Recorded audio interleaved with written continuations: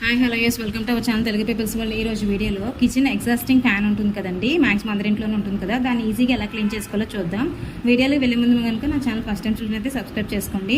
మామూలుగా అయితే 3 months or 6 monthsకి ఒకసారి అయితే ఈ కిచెన్ ఫ్యాన్ని రిమూవ్ చేసుకుని ఈజీగానే క్లీన్ చేసేసుకోవచ్చు మనం. కానీ చాలా సంవత్సరాలు మనం అలా వదిలేసి బాగా జిడ్డు పట్టిన ఫ్యాన్ని ఒకేసారి క్లీన్ చేసుకోవాలంటే మాత్రం కొంచెం కష్టమైన పని కదండి. అలాంటి బాగా నూనె జిడ్డు పట్టిన దాన్ని ఈజీగా నేను ఎలా క్లీన్ చేశానో ఈ వీడియోలో చూపించబోతున్నాను. మెయిన్లీ దీన్ని క్లీన్ చేయడానికి కిచెన్ డిగ్రీజర్ షైన్ పవర్ అనే ఈ స్ప్రేని అయితే నేను యూజ్ చేశాను. ఇది బాగా కిచెన్లో బాగా జిడ్డు పట్టిన వాటిని క్లీన్ చేయడానికి బాగా యూజ్ అవుతుంది. అంటే కిచెన్ టైల్స్ కానీ లేదంటే స్టవ్ కానీ అలాంటివి క్లీన్ చేసుకోవచ్చు దీన్ని యూజ్ చేసుకొని. ఇది మార్కెట్లో కూడా అన్ని చోట్ల ఈజీగానే దొరుకుతుంది. నేనైతే దీన్ని ఆన్లైన్లో పర్చేస్ చేశానండి. మేము ఫస్ట్ ఫ్యాన్ అయితే గోడ నుంచి స్క్రూలు తీసి బయటకి అయితే రిమూవ్ చేసాము.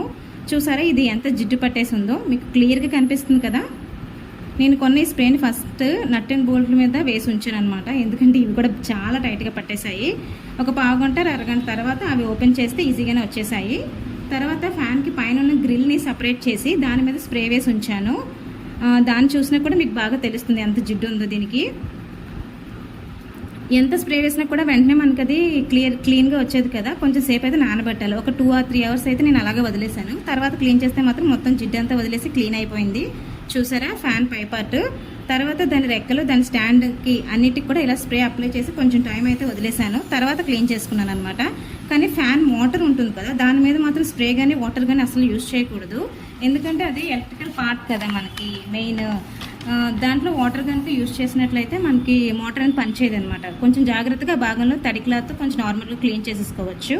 అంతేనండి, ఫైనల్గా ఫ్యాన్ అయితే మనకి ఇలా క్లీన్ అయిపోయింది. బాగానే జిడ్డంతా వదిలిపోయి కొత్త ఫ్యాన్లో రెడీ అయిపోయింది కదా.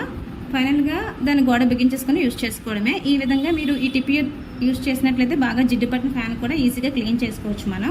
ఇదేనండి ఈరోజు వీడియో. ఇలాంటి వీడియోస్ కోసం అయితే నా ఛానల్ సబ్స్క్రైబ్ చేసుకోండి. ఈ వీడియో నచ్చినట్లయితే లైక్ చేయండి, షేర్ చేయండి, సబ్స్క్రైబ్ చేసుకోండి.